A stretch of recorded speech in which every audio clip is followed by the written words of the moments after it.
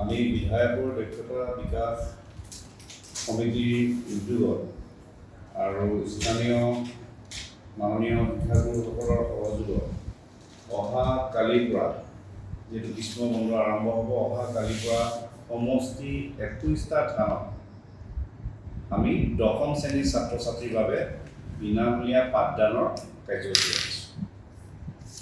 21টা থানত হ'ব আৰু সপ্তাহে প্ৰতি ছদিন হ'ব, প্ৰতি সপ্তাহত ছদিন, মুঠ 76 আৱাৰ্ছ তেওঁলোকক আমি অংক, ইংৰাজী, বিজ্ঞান বিষয়ত অভিজ্ঞ শিক্ষকৰ দ্বাৰা পাঠদান দিয়া হৈছোঁ।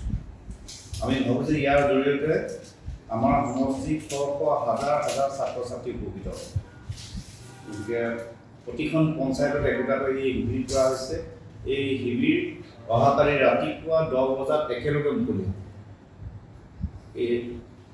আৰু এই 10 বজাৰ মুকলি অনুষ্ঠান আৰু এই বিনামূলীয়া পাঠদান গ্ৰহণ কৰিবলৈ স্থানীয় বিদ্যালয়সমূহৰ আমাৰ ছাত্ৰ ছাত্ৰীসকলক আমি সাদৰ আমন্ত্ৰণ জনাইছোঁ। তেওঁলোকে এই পাঠদানত অংশ ল'লে তেওঁলোকে উপকৃত হ'ব। ইয়াত অভিজ্ঞ শিক্ষক শিক্ষয়িত্ৰীৰ দ্বাৰা তেওঁলোকে শ্ৰেণীসমূহ পাব। তাৰ উপৰিও শেহতীয়া যিখিনি তথ্য পাতি খা খবৰো পাব। তাত আহিলে তেনেকুৱা ভৱিষ্যতে তেনেকুৱা ডকুমেণ্ট পাব, পুস্তক পাব, বহু ধৰণৰ সুবিধা থাকিব। আপোনালোকে লক্ষ্য ৰাখিছে যে আমাৰ কেন্দ্ৰ আৰু ৰাজ্যত মাননীয় প্ৰধানমন্ত্ৰী নৰেন্দ্ৰ মোদী ডাঙৰীয়া আৰু মাননীয় কৰ্মদক্ষ মুখ্যমন্ত্ৰী ডক্টৰ হিমন্ত বিশ্ব শৰ্মা ডাঙৰীয়া দুয়োখন চৰকাৰে মানৱ সম্পদ পৰিকল্পনা আৰু বিকাশৰ ক্ষেত্ৰত সৰ্বাধিক গুৰুত্ব দি কাম কৰিছে, যাতে আমাৰ ছাত্ৰ ছাত্ৰীসকলে গুণগত শিক্ষা পায়।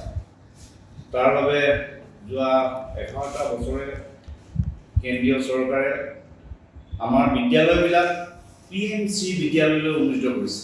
প্ৰধানমন্ত্ৰী কাৰ্যালয়ৰ পৰা বিদ্যালয় চোৱা চিতা কৰা, তালৈ পুঁজি পঠোৱা, বিদ্যালয়ৰ আন্তঃগাঁথনি উন্নত কৰা, তাৰ শিক্ষাৰ মান উন্নত কৰা, এইটো স্বাধীনোত্তৰ ভাৰতৰ এইটো প্ৰথম পদক্ষেপ।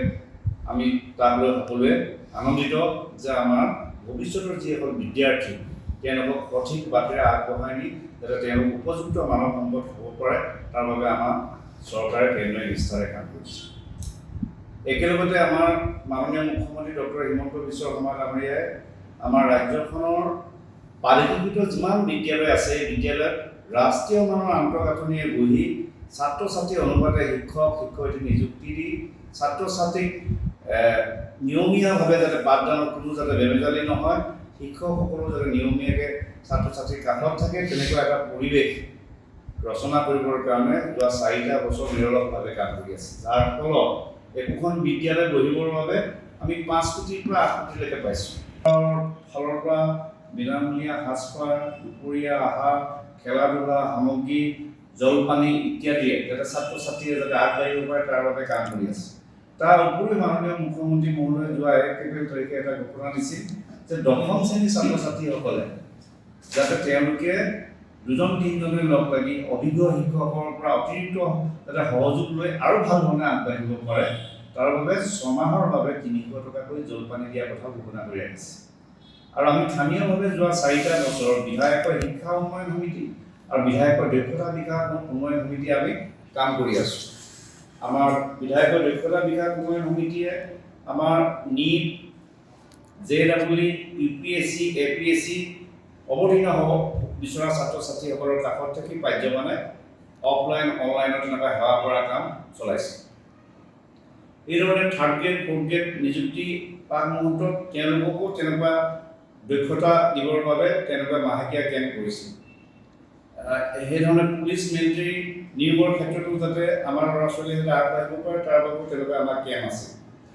আৰু যোৱা কেইবছৰ আমি B আৰু 9ৰ মাজতে বিশেষকৈ আমি বিজ্ঞান শিক্ষাৰ ক্ষেত্ৰত বিনামূলীয়া পাঠদান আমি ৰাখি আছিলোঁ। আৰু এইবাৰ আমি নিৰ্ণয় কৰিলোঁ যে আমি 10ম শ্ৰেণীৰ ছাত্ৰ ছাত্ৰী, যিহেতু 10ম শ্ৰেণীটো সকলোৱে বাট চাই থাকে, মেট্ৰিক পৰীক্ষাটো মোৰ ল'ৰাজনী কি হ'ব, মোৰ ল'ৰাটো কি হ'ব, বিদ্যালয়ত ভাবি থাকে আমাৰ ক্লাছটো কি হ'ব।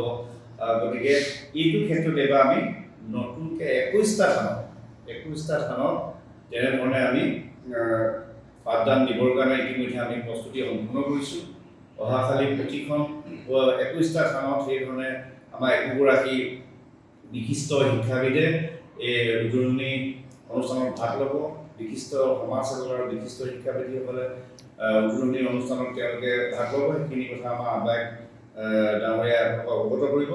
গতিকে মই আমাৰ সমষ্টিবাসী সকলো শ্ৰেণীৰ ৰাইজৰ পৰা এই এমহীয়া গ্ৰীষ্ম বন্ধৰ সময়ত আমাৰ ভৱিষ্যতৰ বিদ্যাৰ্থীসকলৰ বাবে আমি যি এমহীয়া যিটো বিনামূলীয়া পাঠদান কাৰ্যসূচী ৰাখিছোঁ, এই কাৰ্যসূচী যাতে আমি সফল ৰূপ দিব পাৰোঁ তাৰ বাবে ৰাইজৰ পৰা আমি সহযোগিতা বিচাৰিছোঁ আৰু ছাত্ৰ ছাত্ৰী আমি পূৰ্ণ ইয়াত অংশগ্ৰহণটো বিচাৰিছোঁ, যাৰ জৰিয়তে আমি যাতে আমাৰ ভৱিষ্যতৰ বিদ্যা বিদ্যাৰ্থীসকলক যাতে আগবঢ়াই লৈ যাব পাৰোঁ, সেই প্ৰতিশ্ৰুতিয়ে এই কাম কৰিছোঁ। গতিকে এই বিষয়টো আপোনাক অৱগত কৰিব বিচাৰিছোঁ।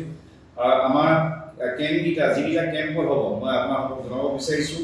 আমি উত্তৰ শিমলুগুৰি উচ্চতৰ মাধ্যমিক বিদ্যালয় কমলপুৰত এই কেম্প হ'ব ৰাজগড় পঞ্চায়তৰ বাবে, শিমলুগুৰি উচ্চতৰ মাধ্যমিক বিদ্যালয় শিমলুগুৰি পঞ্চায়তৰ বাবে, ৰঙতি উচ্চতৰ মাধ্যমিক বিদ্যালয় ৰঙতিৰ বাবে, ধলপুৰ একাডেমী গণতলনী পঞ্চায়তৰ বাবে, ধলপুৰ উচ্চতৰ মাধ্যমিক বিদ্যালয় ধলপুৰ পঞ্চায়তৰ বাবে, কমলপুৰ উচ্চতৰ মাধ্যমিক বিদ্যালয় কমলপুৰ দক্ষিণ নাৰায়ণপুৰ পঞ্চায়তৰ বাবে, নামনি হুমনি উচ্চতৰ মাধ্যমিক বিদ্যালয় বনপুৰ জামুগুৰি পঞ্চায়তৰ বাবে, হাৰমতি পিছলা উচ্চতৰ মাধ্যমিক বিদ্যালয় হাৰমতি চৰাইজনী নাৰায়ণপুৰ পঞ্চায়তৰ বাবে, নাৰায়ণপুৰ উচ্চতৰ মাধ্যমিক বিদ্যালয় নাৰায়ণপুৰ নগৰৰ বাবে, মৰিদিকং জনজাতি উচ্চ মাধ্যমিক বিদ্যালয় পূব নাৰায়ণপুৰৰ বাবে, মাধৱদেৱ কলেজিয়েট পানবাৰী পঞ্চায়তৰ বাবে, শংকৰদেৱ আদৰ্শ বিদ্যাপীঠ বিহপুৰীয়া পঞ্চায়তৰ বাবে, লোহিত দিগং উচ্চতৰ মাধ্যমিক বিদ্যালয় বিহপুৰীয়া নগৰৰ বাবে, নেহেৰু উচ্চতৰ মাধ্যমিক বিদ্যালয় বৰদী পঞ্চায়তৰ বাবে, সন্তলপুৰ চিচাপথা উচ্চতৰ মাধ্যমিক বিদ্যালয় পূব দিগং পঞ্চায়তৰ বাবে আৰু বঙালমৰা উচ্চতৰ মাধ্যমিক বিদ্যালয় বঙালমৰা পঞ্চায়তৰ বাবে, বৰবালী উচ্চতৰ মাধ্যমিক বিদ্যালয় বৰবালী পঞ্চায়তৰ বাবে,